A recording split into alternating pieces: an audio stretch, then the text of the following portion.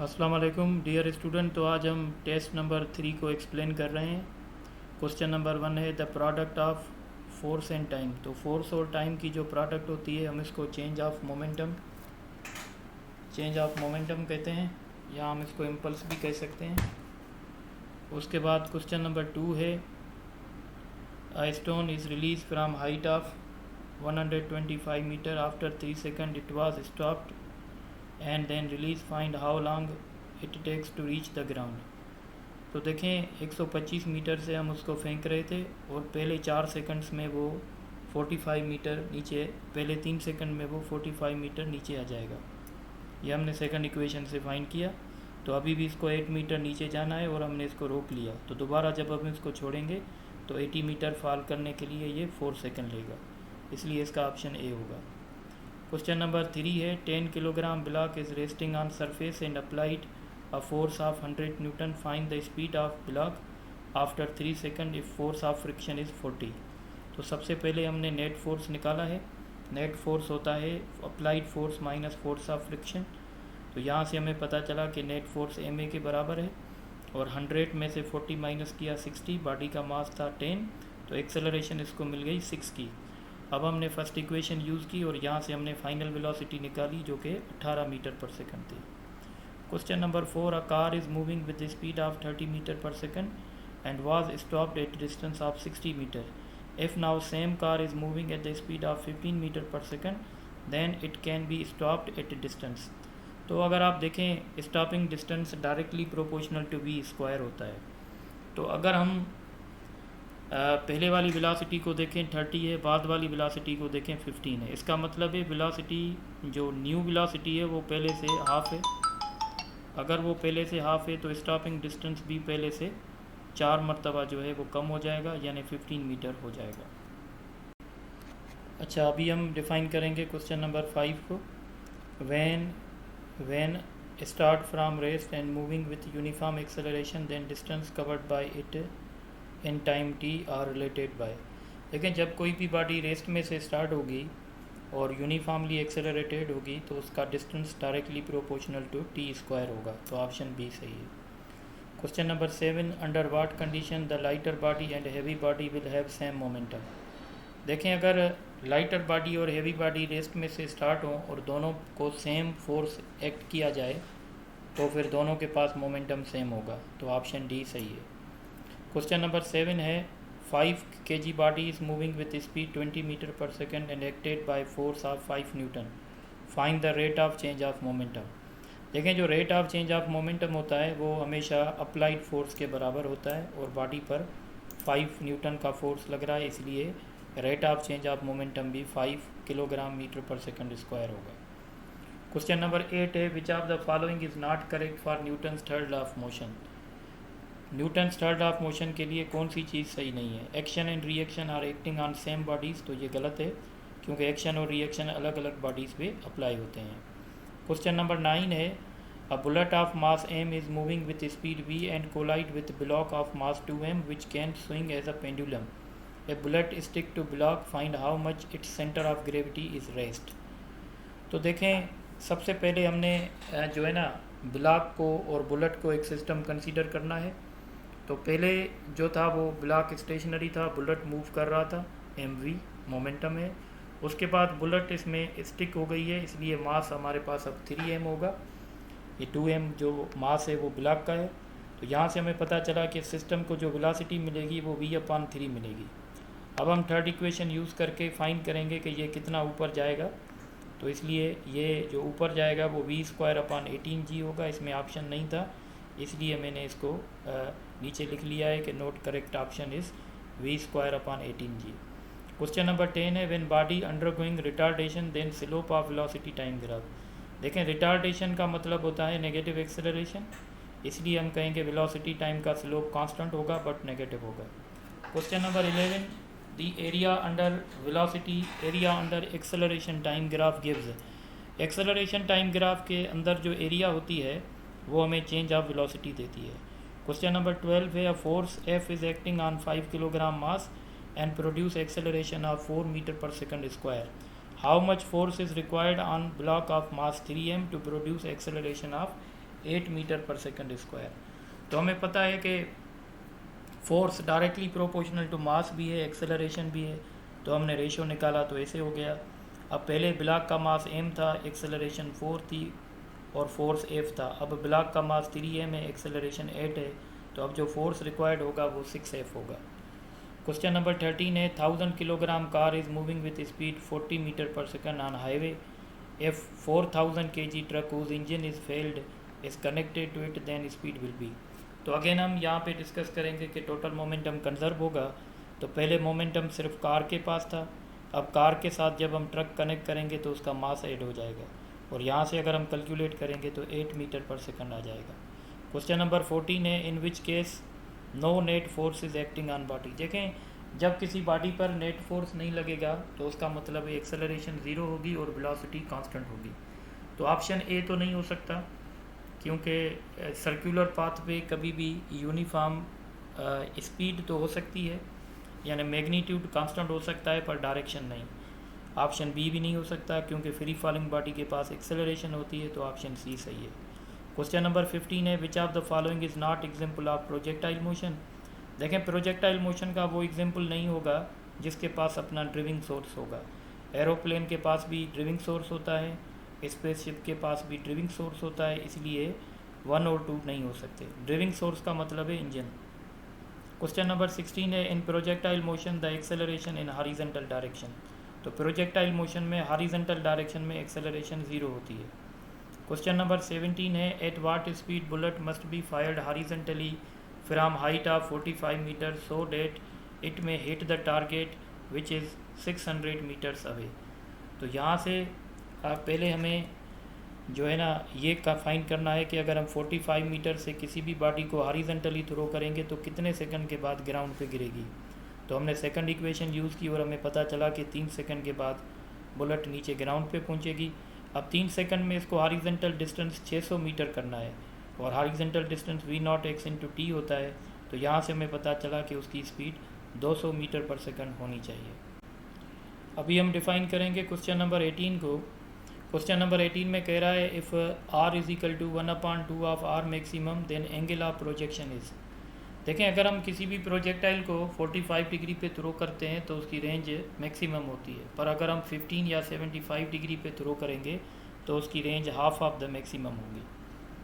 Question number 19 है the tangent of angle of projectile is 2 then identify the correct relationship between range and maximum height. देखें, ये हमारे पास formula है कि R tangent theta is equal to 4h, और अगर हम यहाँ टेंजेंट थीटा 2 रखें तो टेन थीटा की जगह पे 2 आ जाएगा, तो रिलेशन बनेगा h is equal to 1/2r।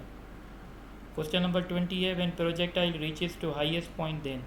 जब प्रोजेक्टाइल हाईएस्ट पॉइंट पे पहुंचता है तो उसकी वर्टिकल वेलोसिटी 0 हो जाती है, उसके पास सिर्फ हॉरिजॉन्टल वेलोसिटी होती है। The trajectory of projectile will be flat if angle of projection is. जितनी हम स्लो एंगल रखेंगे उतनी ट्रेजेक्ट्री फ्लैट होगी, जितनी हम हाई एंगल रखेंगे उतनी ट्रेजेक्ट्री लार्ज होगी, तो ऑप्शन बी सही है। Question number 22 in circular motion angular displacement can be 0, linear distance can be 0, linear displacement can be 0। तो सर्कुलर मोशन में एंगुलर डिस्प्लेसमेंट 0 नहीं होगा, लीनियर डिस्टेंस भी 0 नहीं होगा, बाकी लीनियर डिस्प्लेसमेंट 0 हो सकता है, तो ऑप्शन सी होगा। Question number 23 a body is moving along a unit circle then in 1 revolution.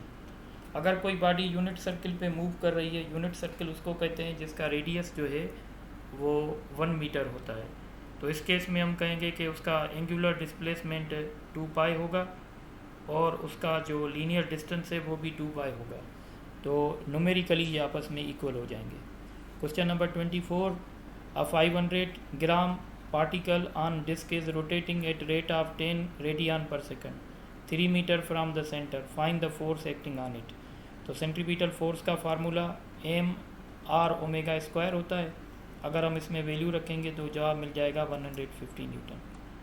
Question number 25 है a body is moving along circular path and required centripetal force F।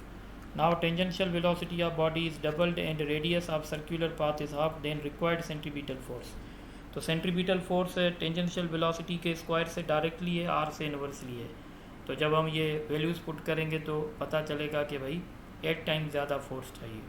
Question number 26, in uniform circular motion body has, uniform circular motion में body के पास सिर्फ centripetal acceleration होती है, ना उसके पास tangential होती है, ना उसके पास एंगुलर होती है। तो ऑप्शन ए सही है। Question number 27, a body is moving along circular path of radius 2 metre with a period of 3.14 second, find its tangential velocity. ये डेटा मैंने लिखा है। Tangential velocity 2 pi R upon T होता है, तो जब मैंने वैल्यू रखा तो जवाब आ गया 4 metre per second. Question number 28 है, the product of angular velocity and tangential velocity is called. तो जब हम इन दोनों की प्रोडक्ट करेंगे तो हमें सेंट्रीपिटल एक्सेलरेशन मिलेगी, ऑप्शन डी होगा। क्वेश्चन नंबर 29 है, Jane and Johnny lift 3 kg and 6 kg object from ground to height of 5 metre and 10 metre in 2 minutes and 4 minutes respectively, then ratio of their power। तो power का ratio मैंने इसे रखा है, इसमें जब हम वैल्यूज़ रखेंगे तो इसका रेशो 1:2 आ जाएगा। क्वेश्चन नंबर 30 है, how much work is required to accelerate 5 kg body from 2 metre per second to 4 metre per second on frictionless surface.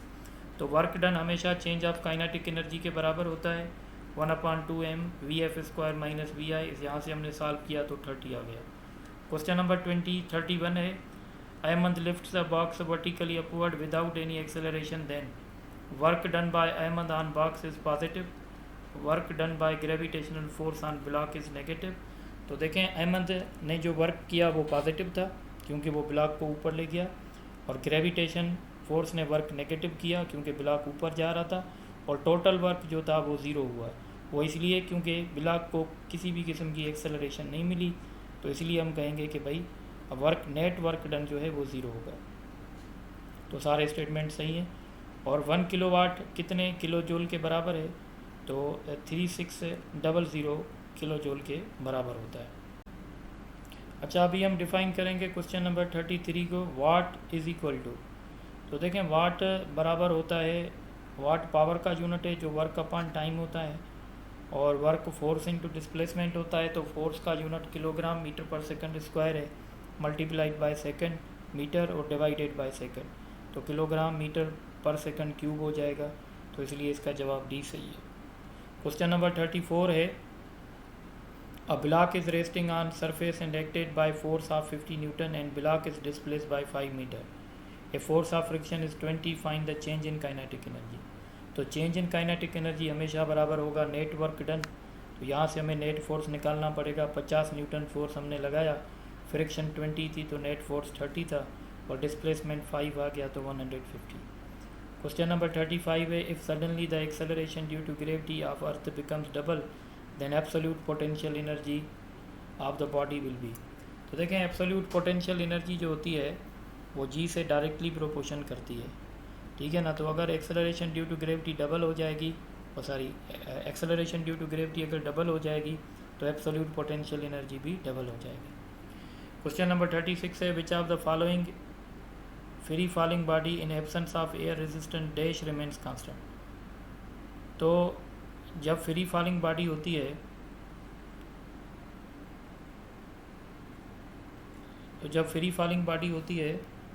Question number 37, question number था 37, क्वेश्चन नंबर 37 पहले देखें, when force and displacement are perpendicular to each other then work done is. तो हम कहेंगे work done 0 होगा क्योंकि angle 90 की बनेगी। 10 kg and 5 kg bodies are release from same cliff then after 3 seconds both है। तो देखें, अगर हम 3 सेकंड के बाद देखेंगे तो मोमेंटम दोनों का डिफरेंट होगा क्योंकि मासेस अलग अलग हैं, काइनेटिक एनर्जी भी डिफरेंट होगी क्योंकि मासेस अलग अलग हैं, पर वेलोसिटी दोनों की सेम होगी। क्वेश्चन नंबर 39 है, lighter body and massive body are moving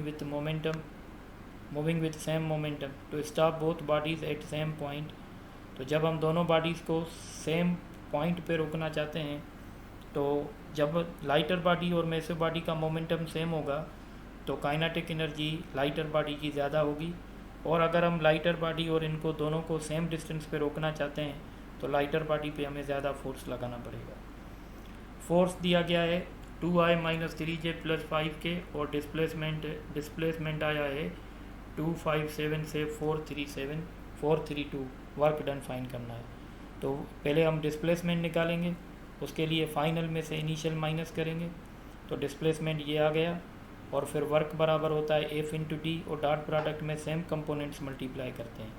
तो 2 को 2 से करेंगे, -3 को -2 से करेंगे, 5 को -5 से करेंगे, तो राइट आंसर -15 होगा। क्वेश्चन नंबर 41 है the work done by conservative force is positive then potential energy of body. जब भी कंजर्वेटिव फोर्स पॉजिटिव वर्क करेगा तो पोटेंशियल एनर्जी में लॉस आएगा, मतलब डिक्रीज होगा। Question number 42 all are the conservative force except. तो ग्रेविटेशनल फोर्स भी कंजर्वेटिव है, इलेक्ट्रिक फोर्स भी कंजर्वेटिव है, इलास्टिक फोर्स भी कंजर्वेटिव है, force of friction non conservative.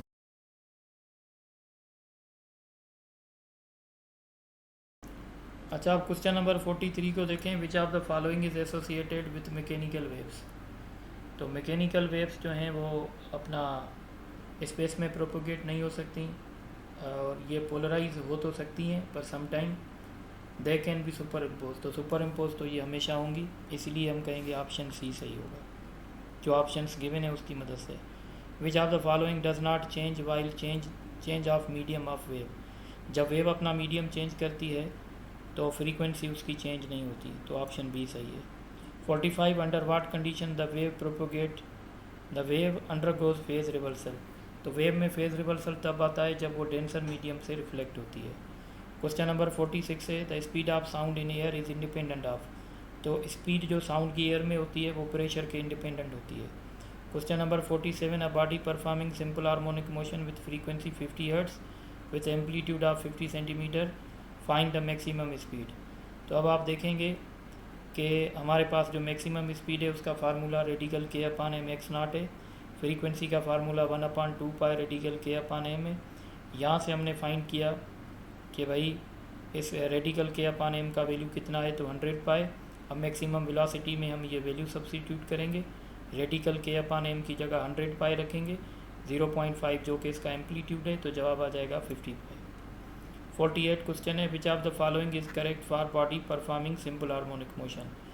जब बॉडी मीन पोजीशन पे होती है तो उसके पास सिर्फ काइनेटिक एनर्जी होती है, ये सही है। और जब बॉडी एक्सट्रीम पोजीशन पे यानी जब x = x0 होता है तो बॉडी के पास पोटेंशियल एनर्जी होती है, तो 1 और 2 दोनों सही हैं। Question number 49 the motion of pendulum eight moon will be. Moon पे ग्रेविटी कम होती है, एक्सेलरेशन ड्यू टू ग्रेविटी, तो वहाँ पे मोशन स्लो हो जाएगा। क्वेश्चन नंबर 50 है 12,000 waves are crossing at a point in 2 minutes. If distance between two consecutive crests is 5 meter, find the speed of wave. ये नंबर ऑफ वेव्स 12,000 हैं, time हमारे पास 2 minute यानी 120 सेकंड है, wave length 5 metre है। Wave length distance between two consecutive crest होता है। तो frequency हमें मिल गई, फ्रीक्वेंसी मिलती है number of waves divided by time, तो 100, और वेलोसिटी मिलती है लैम्डा इंटू एफ, तो ये मिल गया 500। क्वेश्चन नंबर 51 है a wave is traveling in a medium with a speed of 50 and wavelength of 200. When t is equal to 0, the particle is at plus a0. Find when the particle is minus a0. तो देखें plus a0 से minus a0 तक यानी आधी cycle complete होगी, तो time होगा t/2। तो सबसे पहले हम इसका टाइम पीरियड निकालेंगे। टाइम पीरियड होता है वेवलेंथ डिवाइडेड बाय स्पीड, तो टाइम पीरियड इसका 4 सेकंड है, तो t/2 2 सेकंड हो जाएगा। क्वेश्चन नंबर 52 है the distance between node and anti node. Node और एंटी नोड के बीच में जो फासला होता है वो λ/4 होता है, इसलिए 1/4 of wavelength. Question number 53 है the intensity of sound is 10⁻⁻⁶, then its intensity level. Intensity level का फार्मूला 10 log I/I0 होता है। तो इसमें जब हमने वैल्यू लिखा I0 थ्रेशोल्ड ऑफ हियरिंग होता है, तो इसलिए उसका इंटेंसिटी 10⁻⁻12 होता है। तो सॉल्व किया तो 60 dB आ गया। क्वेश्चन नंबर 54 है in resonance amplitude of oscillating body. तो रेजोनेंस में हमेशा amplitude of oscillating body increase होता है। तो इस तरीके से ये टेस्ट नंबर 3 एक्सप्लेन हो गई। इंशाल्लाह नेक्स्ट लेक्चर में हम दूसरी टेस्ट एक्सप्लेन करेंगे। Thank you.